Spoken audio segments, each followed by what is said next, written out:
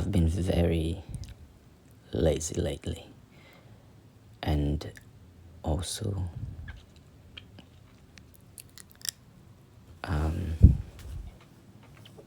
I have been trying to find more and more patterns, because after finding, when you enjoy a movie and you have watched every movie that you like a few times in your life, what do, right? To try and find joy again in that activity. The way that I have been doing that is through the observations of layers of underlying narratives. That's one of the things that brings joy to watching a movie. But the audio wasn't about that specifically. I think I was initially trying to think of a theme to talk about, and the theme I think was misery, something to do with misery. And I usually have been exploring things in terms of templates. I'm very focused on that, right? That's how I do. That's how you find through the structure of image. I didn't know this existed until recently, right? You kind of know subconsciously, but you don't know at that conscious level. So learning that movies are constructed through templates, right? You can see throughout, and that these templates can be seen both in image and in language, because they're very coherent. The better your writers, the better your, let's just say, piece of art or work of art, the more easily you will observe these templates being realized in your work of art. That is also applied for movies, correct? Now, that's not the point. I wasn't trying to see things in terms of templates, right? The misery, the template that I could attribute to that could be hunger. Like, hunger is a more general idea, more general concept. It's maybe talking about when people, I don't know, feel miserable. I don't know why that subject came, and that topic came to my thoughts. I think I was watching Good Morning Britain, and that's it. And maybe, the news is always talking about things in negative terms. So I think that word was there. And then it probably mixed with the idea of making a video. I've seen a few things, a lot of new things and connections I've seen lately have kind of kept me busy, because at the same time I'm observing, I'm trying to learn how they're realized. There's another layer, and the next movie is going to have, and your next choice of movie might be because of that, right? And if you have seen there, the latest things I have found was the jumping, right? Bending, and the twins, but strange twins, where two images, a character, usually it's a person, there's a human, and like a metaphorical representation of that character. So because I've been watching Inception, so you have, the guy has a totem, right? The main character has a totem. So that totem should be his pair. So that's his twin. It's a strange twin. And you can, I don't know if there's other ideas. If the twin is supposed to be a strange form, if it's supposed to be purposely strange. And you can see how that becomes a template, a way of, you can see that throughout Inception, with each character having a totem. Right? You can see some sort of, there's easy ways to see that, but one of them was in the Matrix, the boy and the spoon.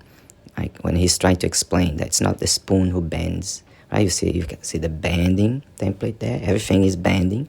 Right? There's a whole, I didn't know this a month ago, So that's, to me, it's fascinating. I'm busy observing that now. I've seen the bending, and now I've been connecting with the gay template, LGBTQ. That's how it started, seeing how Trinity has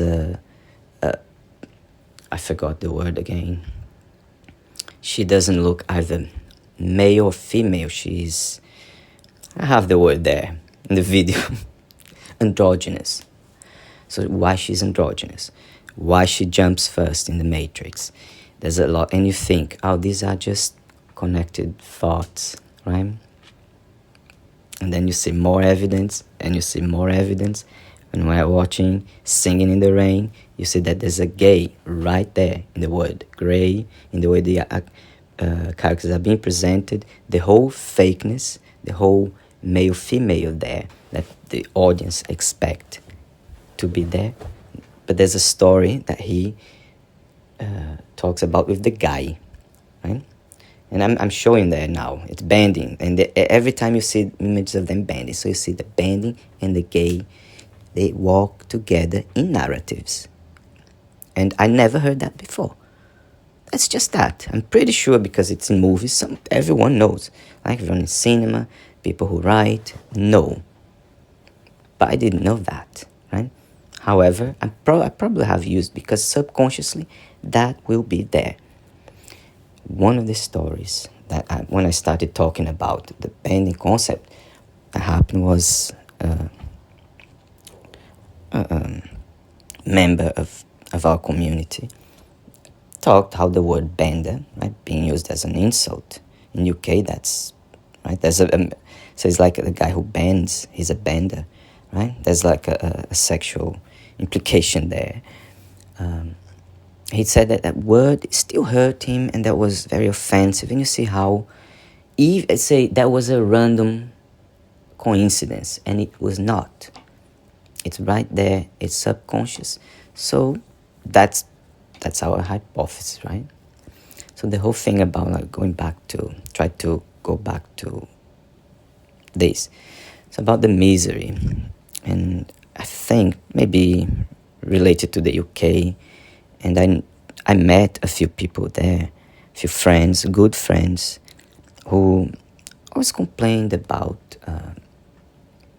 not enjoying certain moments of their life too much, right? They're a bit sad with certain things, with the way things are in the world. So I think I thought of that word, misery. And I don't know, like, to me, like, I've never really had a life of scarcity. I was always blessed, not like we were not rich, but looking in retrospect, I know I was blessed, especially there's a lot. But my misery, if there was lesson, was always regarding English, right? Because I wasn't born in an English-speaking country to begin with. However, there was some availability of English, like there is in the whole world, right? English is an international world language. And so and that somehow fascinated me from the beginning, right? It felt like that was my treasure. Excuse me, I'm drinking my coffee. Excuse me. It was fascinating. It was like you live in a cage, and the door out of that cage is this language. It's like you're just seeing the yellow brick road. And that's the yellow brick road. And it's awesome, and it makes you, through that language, your whole life becomes magical. Like you meet new friends, you meet fascinating friends. It is just what it is. It has been to me, right? But the misery, scarcity maybe, was in terms of that. Because when I started, I was more tuned into English.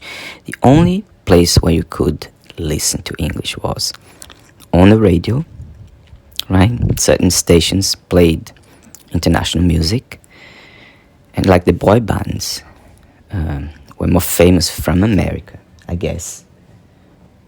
So, like, I lived the teenage years of loving New Kids on the Block.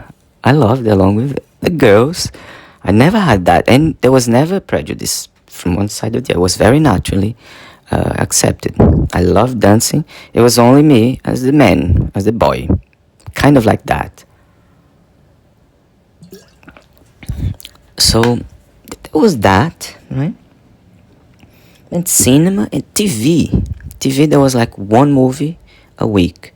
And I remember there was a time we had South Park, but it's like one episode or two of that per week in English, and that's that. And you don't have other place to listen to English. It's not like today that you turn the internet on, you turn your phone on YouTube. You can listen to any language that you desire. It was not like that. Now you had to rent a movie, which we didn't have. That we were not focused on that. Let's just say we were more Amish. We're less electronics in our house, right? And maybe not even more books, but there were some. That's how we grew up. So basically, that misery. And to this day, I don't know if I still feel like I need to satisfy that hunger, because just not learning English, being able to articulate English or to speak, that's not enough, right? It needs to be more. It's like this hunger, and that's when this I've always studied, and you go deeper and deeper and just find stories about it. It's like exploring a whole universe. It's not Wikipedia. It's something almost like spiritual. And when you mix with movies and with the subject that you like, which is language, and with the subject that you fascinate, which is like this it's the fuzzy area where meaning is a bit fuzzy, where things are foreign, there's a foreign nature, and that foreign nature exists in your favorite media, which is movies, right? Cinema.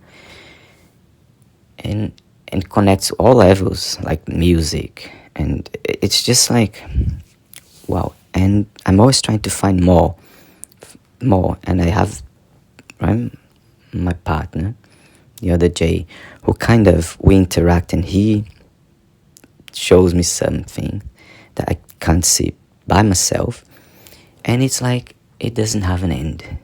It's just, so the whole laziness to stop and focus on one also kind of is more hindered by that eagerness to learn more and see more things.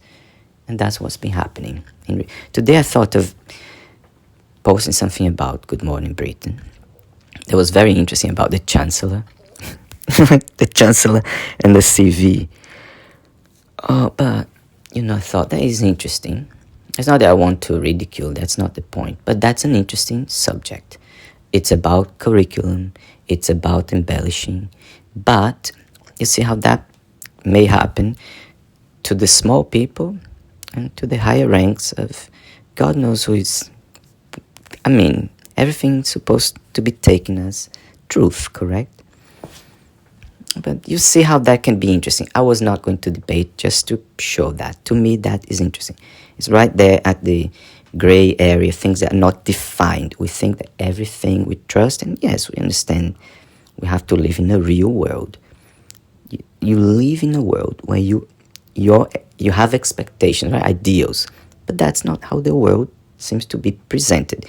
Right there, it could be a point of interest regarding that Chancellor's story. And here, but I didn't to record that. It's so interesting. Still, right? That eagerness, that hunger, that misery for not for English, feeling in general that people might have. I don't know how it is able to be satisfied, right? Because there are real hunger, there are real needs out there. People who have more urgent needs, not just like an intellectual need. I understand that, that's another level. But people who seem to have that just more intellectual eagerness or spiritual hunger, I don't know, I wonder what they fill it with. What is the thing they feel? Obviously, love, having a house and family. Like I have all that, right? But this is like another level. We are all always looking for something and to make our life experience more pleasurable and more intellectually or mind advancing, I would say, evolving. I hope I put it correctly. But anyway, so that's what's happening these days. Everyone have a good morning.